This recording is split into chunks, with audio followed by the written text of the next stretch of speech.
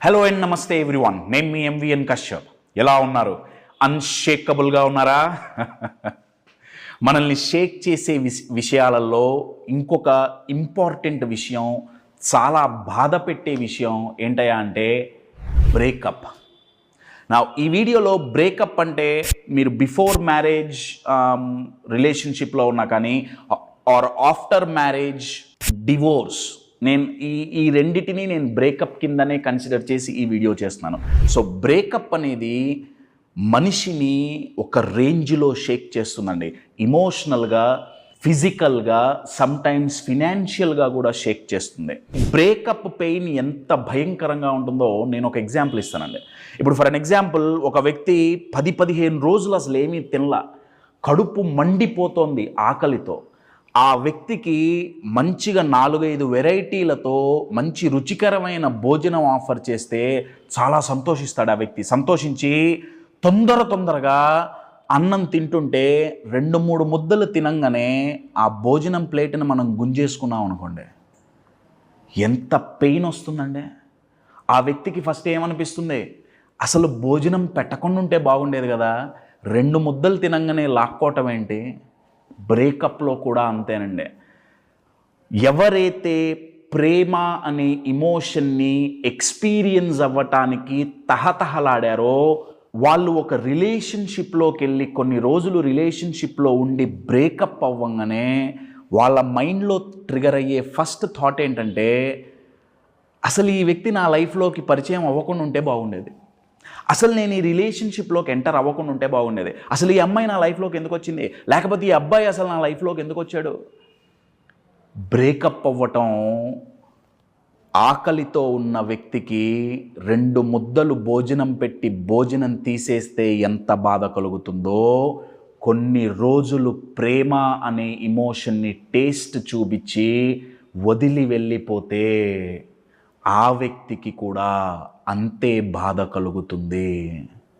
నా క్వశ్చన్ ఏంటంటే, మరి దీని నుంచి బయటపడటం ఎలా? ఈ బ్రేకప్ అనే దాని నుంచి బయటపడి బెటర్గా లైఫ్ని లీడ్ చేయటం ఎలా అనేది నా మొట్టమొదటి ప్రశ్న. అది ఎలా తెలుసుకోవాలి అంటే, దీంట్లో 3 ఫేజెస్ ఉంటాయండి. బ్రేకప్ అయినప్పుడు ఒక మనిషి 3 ఫేజెస్లో టైం స్పెండ్ చేస్తారు. అవేంటో తెలిస్తే దీని నుంచి బయటపడటం ఎలా తెలుస్తుంది. సో అది తెలుసుకోబోయే ముందు upcoming programs December 21-22 Saturday Sunday 2 days ఆఫ్లైన్లోనూ ఆన్లైన్లోనూ ఉండే program, most powerful and most famous program of ours, be unshakable. జీవితంలో ఎంత కష్టం వచ్చినా, బిజినెస్లో ఎంత నష్టం వచ్చినా షేక్ అవ్వకుండా, షివర్ అవ్వకుండా నించోని షైన్ అవ్వాలి అంటే అన్షేకబుల్గా మారాలి. అలా మారాలంటే ఏం చెయ్యాలి, ఏ స్ట్రాటజీస్ ఉపయోగించాలి నేర్పించే ప్రోగ్రామే బీ అన్షేకబుల్. అయితే ఎలాగో ఈ వీడియోలో బ్రేకప్ గురించి మాట్లాడుతున్నాం కదా, ఎవరైతే బీ అన్షేకబుల్ ప్రీమియం మెంబర్స్ ఎవరైతే ఉంటారో వాళ్ళకి జాన్యువరిలో 1 full day రిలేషన్షిప్ మాస్టరీ అనే ఫుల్ లైవ్ వర్క్షాప్, రికార్డెడ్ కాదండి, లైవ్ వర్క్షాప్కి ఎంట్రీ ఫ్రీగా ఉంటుంది. So be unshakable. For more details contact the number on the screen. So breakup అయినప్పుడు దాని నుంచి బయటపడాలంటే ఆ 3 ఫేజెస్ ఏంటి? Phase number 1, phase of toleration. అంటే ఈ ఫేజ్లో ఏం చేస్తారంటే భరించటం అలవాటు చేసుకుంటారు. ఫస్ట్ బ్రేకప్ అయింది, చాలా బాధ కలిగింది. 2-3 రోజుల తర్వాత ఈ ఫేజ్లోకి ఎంటర్ అయ్యి వాళ్ళు ఏం చేస్తారంటే ఈ బాధ నుంచి ఎలా బయటపడాలి అని ఆలోచించడం పక్కన పెట్టి ఆ బాధని భరించటం అలవాటు చేసుకుంటారు. ఎలా అలవాటు చేసుకుంటారంటే వాళ్ళ మైండ్లో కొన్ని సెంటెన్సెస్ నడుస్తుంటాయండి, కొన్ని ప్రశ్నలు నడుస్తుంటాయి. ఆ ప్రశ్నలు ఏంటంటే, నేనెంతో నా రిలేషన్షిప్లో నేను ఇచ్చా కదా, నా తరపు నుంచి నేను ఎంతో కాంట్రిబ్యూట్ చేశా కదా, అయినా అవతల వ్యక్తికి ఎందుకు నచ్చలేదు, అవతల వ్యక్తి నన్ను అసహించుకొని రిలేషన్షిప్లో నుంచి వెళ్ళిపోయేంత తప్పు నేనేం చేశా. ఈ థాట్ వాళ్ళ మైండ్లో ట్రిగర్ అయ్యి దీనికి ఆన్సర్ వెతికినప్పుడల్లా, ఆలోచిస్తున్నప్పుడల్లా ఇమోషనల్గా ఏం జరుగుతుంది? బాధే కలుగుతోంది. అంటే ఈ ఫేజ్లో ఉన్నంతకాలం బాధని భరించటానికి రీజన్స్ ఎత్తుక్కుంటున్నామే తప్ప ఫుల్ స్టాప్ ఎలా పెట్టాలి అని వాళ్ళు ఆలోచించరు. సో ఫస్ట్ ఫేజ్ ఏంటి? టాలరేషన్, భరించటం.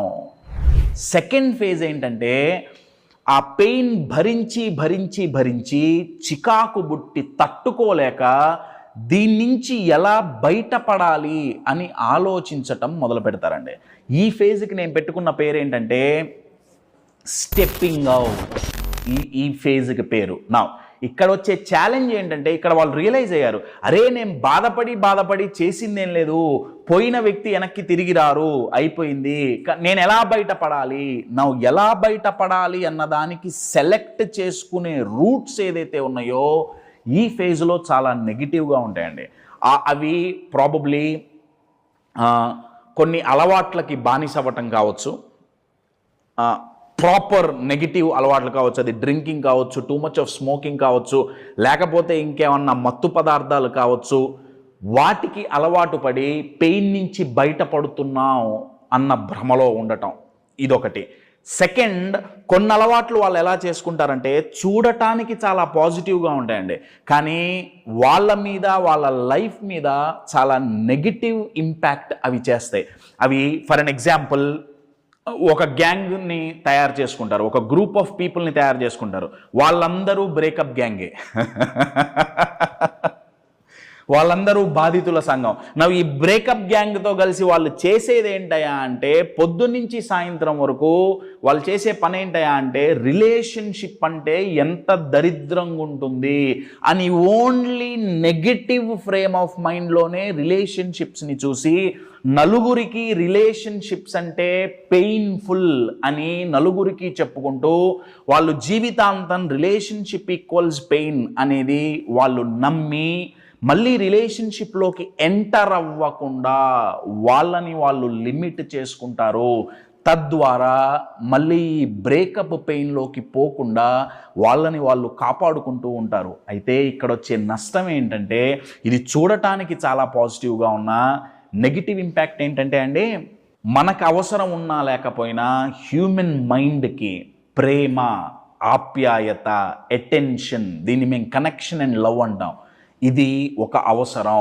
ఇది ఎట్లాంటిదంటే ఆక్సిజన్ లాంటిది, వాటర్ లాంటిది. మనకు నచ్చినా నచ్చకపోయినా మనం గాలి పీల్చాలి, నీళ్లు తాగాలి కదా. సిమిలర్లీ మనకు నచ్చినా నచ్చకపోయినా మైండ్కి అది అవసరం. అది మనం ఇవ్వనంత కాలం అది ఏదో కోల్పోయిన ఫీలింగ్లోనే లోపల కుమిలిపోతుందే తప్ప బయటపడదు. సో సెకండ్ ఫేజ్ ఏంటి? Trying to step out but they never step out, right? They only, వాళ్ళు ఏం చేస్తారంటే మైండ్ని డిస్ట్రాక్ట్ చేసుకుంటారు అంతే. ఫస్ట్ ఫేజ్లో ఏం చేస్తున్నారు? టాలరేట్ చేస్తున్నారు. సెకండ్ ఫేజ్లో ఏం చేస్తున్నారు? అవాయిడ్ చేస్తున్నారు, డిస్ట్రాక్ట్ చేసుకుంటున్నారు. రెండిట్లో వచ్చే ఇబ్బంది ఏంటంటే నెగిటివ్ స్టేట్ ఆఫ్ మైండ్లోనే ఉంటారు. ఇది ఎలా ఉంటుందంటే అండి, భరిస్తున్న వాడికి తెలుస్తుంది ఆ బాధ ఏంటో.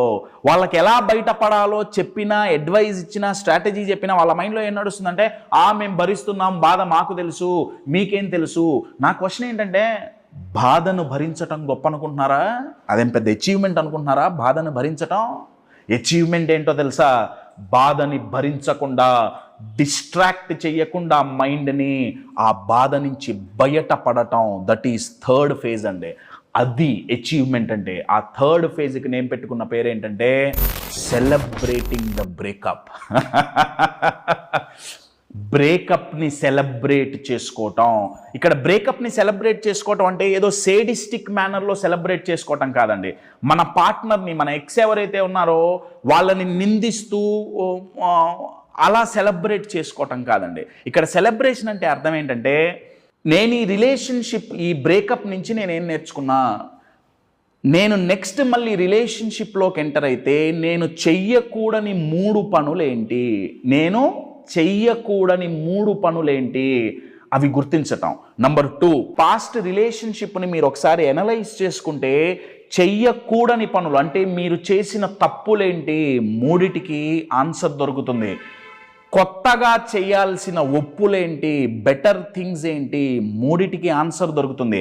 ఇటు మూడు ఎప్పుడైతే మనం ఆన్సర్స్ మన మైండ్కి చూపిస్తామో అప్పుడు ఈ బ్రేకప్ అనేది మిమ్మల్ని మీ లైఫ్లో మీరు ఒకటి లాస్ అయ్యారు అని మీ మైండ్ చెప్పదండి. ఎందుకంటే గెయిన్ ఏంటి అనేది మనం చూపిస్తున్నాం.